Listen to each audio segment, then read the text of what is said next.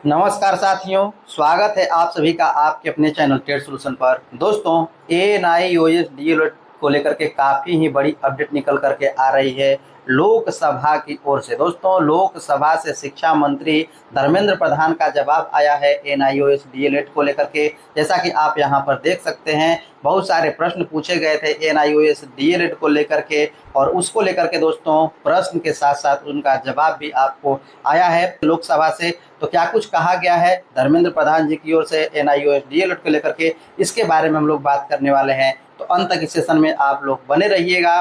क्या कुछ अपडेट निकल करके आ रही है, कैसे फंसाया जा रहा है, उसके बारे में हम लोग देखने वाले हैं इस लेटर के माध्यम से। आप यहाँ पर देख सकते हैं, कहा जा रहा है कि भारत सरकार शिक्षा मंत्रालय स्कूल और साक्षरता विभाग लोकसभा अतारांकित प्रश्न संख्या 5। तो दोस्तों, आप यहाँ पर देख सकते हैं डीएलएड अभ्यर्थियों के बेरोजगारी को लेकर के दोस्तों यहाँ पर प्रश्न पूछे गए हैं। आप यहाँ पर देख सकते हैं 5वें नंबर में, यहाँ पर 5 में लिखा गया है श्री ओम प्रकाश भोपाल सिंह उर्फ पवन राजे निबालकर श्री संजय हरिभाऊ जाधव। तो यहाँ पर आप देख सकते हैं पूछा गया है, क्या शिक्षा मंत्री यह बताने की कृपा करेंगे। क में कहा गया है इस तरह से दोस्तों, झ तक आपको प्रश्न पूछा गया है, और उसमें पूछा गया है क्या सरकार ने राष्ट्रीय मुक्त विद्यालय शिक्षा संस्थान एनआईओएस के diploma in elementary education DElEd को अन्य डीएलएड के समतुल्य माना है। पहला प्रश्न तो ये है। दूसरे प्रश्न में कहा गया है, क्या सरकार को इस बात की जानकारी है कि एनआईओएस प्रशिक्षित अभ्यर्थियों को डीएलएड का पाठ्यक्रम पूरा करने के बाद भी विभिन्न राज्यों में रोजगार के कोई अवसर नहीं मिले, यदि हाँ तो तत्संबंधी ब्यौरा क्या है। इसको लेकर के दोस्तों यहाँ पर बातें पूछी गई है। आगे आप यहाँ पर देख सकते हैं पूछा गया है, ग में क्या पूछा गया है कि क्या सरकार ने इस संबंध में कोई गजट जारी किया है जिससे एनआईओएस के डीएलएड करने वाले अभ्यर्थियों को हटाए जाने का खतरा उत्पन्न हो गया है और अनेक राज्यों ने उनके निष्कासन के आदेश जारी किए हैं, जैसा कि आपको पता है। और घ में पूछा गया है, क्या यह सच है कि देश के सभी 14 लाख सरकारी गैर सरकारी अप्रशिक्षित शिक्षकों को शिक्षा का अधिकार अधिनियम 2009 आरटीआई अधिनियम 2009 के अंतर्गत 31 मार्च 2019 तक प्रशिक्षण प्राप्त करना आवश्यक था। और आगे पूछा गया है, यदि हाँ तो उन्हें प्रशिक्षण देने और रोजगार प्रदान करने के लिए केंद्र और राज्य सरकारों द्वारा क्या शर्तें निर्धारित की गई हैं। क्या शिक्षक के रूप में अध्यापन का कार्य कर रहे उम्मीदवारों को 6 महीने की छूट दी गई थी। और यहाँ पर देख सकते हैं आगे कहा गया है, यदि हाँ तो एनआईओएस के अंतर्गत डीएलएड के सफल प्रशिक्षण और योग्यता के बावजूद अभ्यर्थियों को रोजगार न दिए जाने के कारण है, उसके बारे में पूछा गया है। आगे पूछा गया है, सरकार द्वारा शिक्षक के पदों के लिए आवेदन करने हेतु पाठ्यक्रम पूरा करने वाले और आयु सीमा पूरी करने वाले अभ्यर्थियों को रोजगार प्रदान करने के लिए क्या कदम उठाए गए हैं। और दोस्तों, अंतिम प्रश्न पूछा गया है, सरकार द्वारा एनआईओएस डीएलएड पाठ्यक्रम पूरा करने वाले अभ्यर्थियों के हितों की रक्षा करने के लिए क्या कदम उठाए गए हैं। तो दोस्तों, आप यहाँ पर देख सकते हैं कि जहाँ तक आपको प्रश्न पूछे गए हैं, और इन प्रश्नों का जवाब शिक्षा विभाग की ओर से क्या कुछ आया है। कुछ प्रश्नों का जवाब तो आया है और कुछ प्रश्नों का जवाब गोल मटोल घुमा दिया गया है। इसमें क्या कुछ कहा गया है, आप यहाँ पर उत्तर देख सकते हैं। मैं आपको उत्तर भी पढ़ करके सुना दे रहा हूँ कि क्या कुछ इसमें कहा गया है।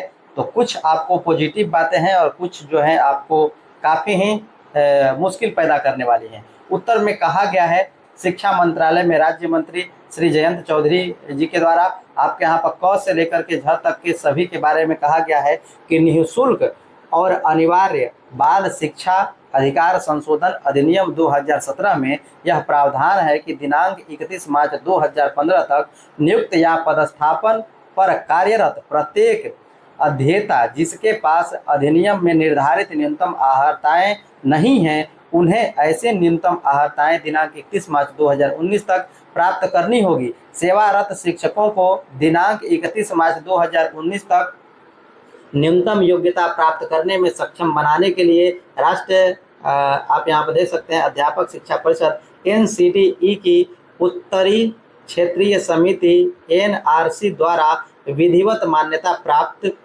18 महीने का डीएलएड ओडीएल पाठ्यक्रम दिनांक 22 दिसंबर 2017 के अपने आदेश के माध्यम से एनआईओएस द्वारा शैक्षणिक वर्ष 2017-19 के दौरान शुरू किया गया था।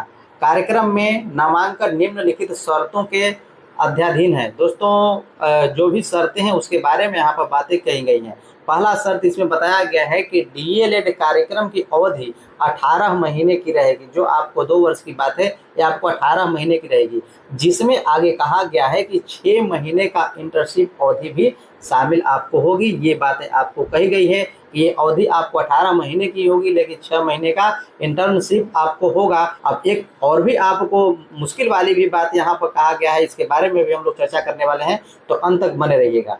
आगे यहाँ पर कहा गया है कि इस इंटर्नशिप को शामिल कर लिया गया है क्योंकि सभी प्रशिक्षु व्यवहारिक गतिविधियों जैसे स्कूल आधारित गतिविधियाँ और यहाँ पर कार्यशाला आधारित गतिविधियाँ 1 और 2 और अभ्यास शिक्षण में एक साथ अपने कार्यस्थलों के कार्यों में लगे होंगे जहां वे वर्तमान में पढ़ा रहे हैं। दोस्तों यहाँ पर बातें क्या की है कि 6 महीने की इंटर्नशिप मिलेगी। इस तरह तो ये 18 महीने का ही कोर्स है, लेकिन 6 महीने का इंटर्नशिप करके इसे मानकर चलिए कि ये बातें कही गई हैं कि 2 साल की आपको कोर्स हो गया। आगे यहाँ पर कहा गया है क्या कुछ, इसके बारे में हम लोग बात करें तो ये जो आपको 18 महीने का रट है ये आपको इस प्रकार से तो 2 साल का आपका हो जाता है।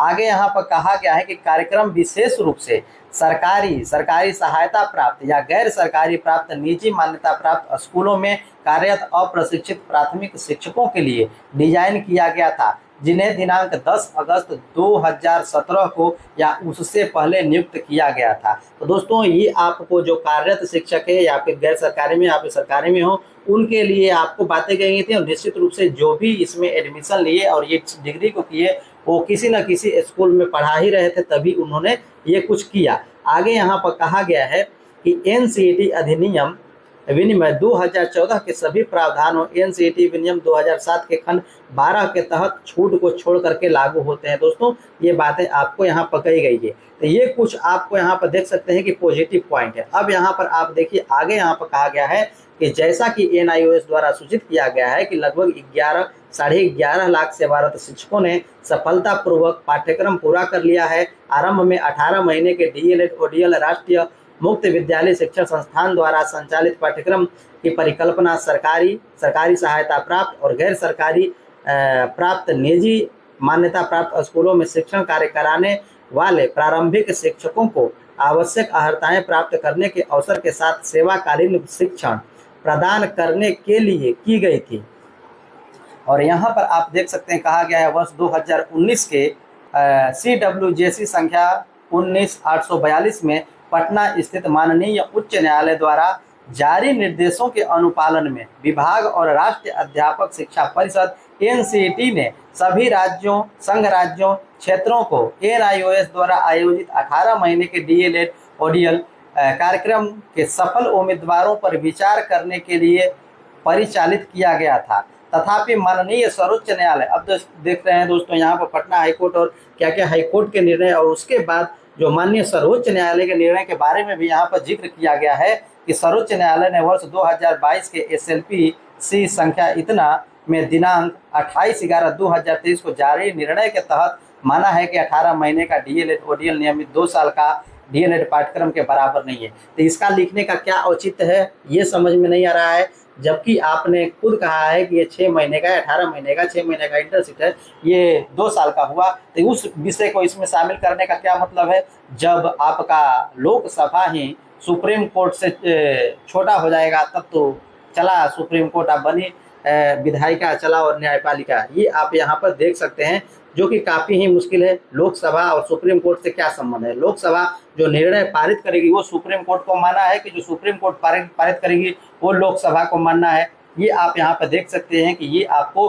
विरोधाभास है, और इस विरोधाभास के चलते टेंशन भी है कि जो नौकरी में है उनकी नौकरी क्या चली जाएगी। नौकरी कहने का अर्थ है कि जो नौकरी लिए हुए हैं, जो ऑलरेडी नौकरी में थे, उनके लिए तो कोई टेंशन नहीं, क्योंकि उन्हीं के लिए एनआईओएस डीएलएड आपको लाया गया था। लेकिन जिन्होंने पहले नौकरी में नहीं थे, प्राइवेट नौकरी में थे, उसके बाद वो सरकारी नौकरी में उसी डिग्री को लेकर के आए, क्या उनकी रहेगी या फिर उन्हें बाहर कर दिया जाएगा, ये आपको अभी तक क्लियर नहीं है। खतरा ज्यों का त्यों आपको मंडरा रहा है। अब इसमें एक ही बात आ सकती है जो कि पॉजिटिव हो सकती है, वो है सुप्रीम कोर्ट। और सुप्रीम कोर्ट में रिव्यू पिटिशन आपको डाला गया है, और उसमें यदि सुप्रीम कोर्ट इस बात को स्वीकार कर लेता है कि ये जो डिग्री है 2 साल की है, तो उस स्थिति में जान बच सकती है, अन्यथा जान बचने वाली नहीं है। जो है बहाल, उनके लिए भी आपको काफ़ी ही खतरा है। ये आपको अपडेट निकल करके आ रही है, जो कि लोकसभा आप कह लीजिए शिक्षा विभाग के मंत्री कह लीजिए, इनकी ओर से ये जो आपको लाइन है नीचे वाले, ये काफ़ी ही घटिया है। और आगे हम लोग बात करें तो इसमें पॉजिटिव सिर्फ आपको यही 2 लाइन है जो कि आप यहाँ पर समझ सकते हैं कि जो कि इन्होंने स्वीकार किया है कि ये 2 साल का कोर्स है, एक 18 महीने का है और साथ साथ 6 महीने का इंटर्नशिप है। तो इसको लेकर के यदि सुप्रीम कोर्ट में लोग जाते तो कुछ न कुछ आपको इस बात को उठाते, तो निश्चित रूप से सुप्रीम कोर्ट इस बात को सुनता और कुछ न कुछ इस पर अब पर होती उसका निर्णय। अब इसको लेकर के आगे क्या कुछ हो रहा है, आप बने रहिए, जो भी इन्फॉर्मेशन मिलेगी सब कुछ देते रहूँगा। चलिए मिलते हैं नेक्स्ट सेशन में, अभी के लिए इतना ही।